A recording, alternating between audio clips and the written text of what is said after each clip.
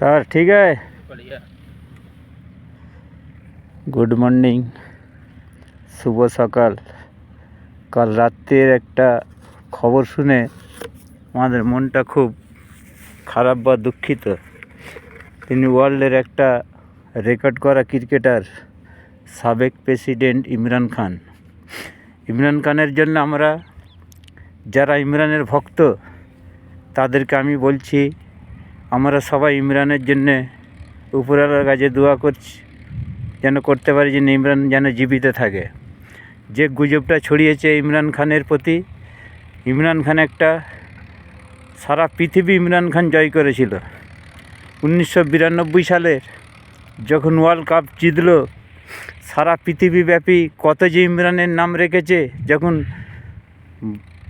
একটা পরিবারের বাচ্চা হয়েছে তারা শখেতে রেখেছে ইমরান, আমার ছেলের নাম ইমরান খান। ইমরানের যে খেলার মুগ্ধ, ইমরানের যে বলিং, ইমরানের যে ফিল্ডিং, ইমরানের যে ব্যাটিং, ইমরান হচ্ছে একটা অলরাউন্ডার ক্রিকেটার। মানুষ নামতেই প্রত্যেক ওয়ার্ল্ডের প্রেসিডেন্টের কথা বলছি, ভুল হতে পারে। যারা ভালো প্রেসিডেন্ট, যারা দেশকে ভালো পরিচালনা করে, হয়তো ভুল ত্রুটি হয়েছে, কিন্তু তাদেরকে মেরে ফেলাটা উচিত হবে না।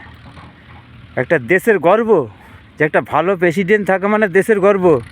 চলতে ফিরতে হয়তো ভুল ত্রুটি হতে পারে, ভুল ত্রুটি ছাড়া মানুষ জীবন পৃথিবীতে মানুষ নেই।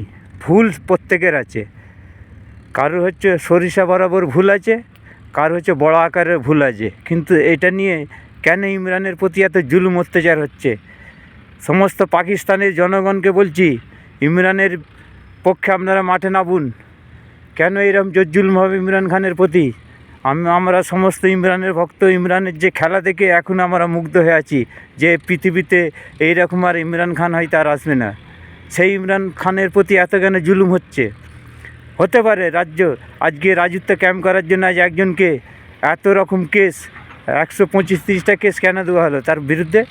এই পাকিস্তানের যে আইনজীবী, পাকিস্তানের যে হাইকোর্ট এবং সুপ্রিম কোর্টের জজ, বিচারপতিকে আমি বলতে চাই, তোমাদের এটা অমানবিক এটা কার্যকলাপ হচ্ছে। একটা ইসলামী রাষ্ট্রের একটা সমস্যার সমাধান হয় না কেন? সমস্যার সমাধান তৈরি করা যায় না? শোনো, এই বার্তাটা আমার সারা পৃথিবীতে যেন ছড়িয়ে দেওয়া হয়। সমস্ত ইমরান খানের প্রতি আমাদের ভালোবাসা আছে। ইমরান খান যেন জীবিত থাকে, তাকে ইমিডিয়েটলি যেন তাকে মুক্তি দেওয়া হয়। ইমরান খান সারা পৃথিবীর মানুষের ভক্ত। তিনি 1992 যে ক্রিকেট সারা দুনিয়াকে হিলিয়ে দিয়েছিল সেই ইমরান খান, আজকে তার প্রতি কেন এত অন্যায় অত্যাচার হচ্ছে? এই বলে আজ ভিডিওটা এখানে শেষ করলাম।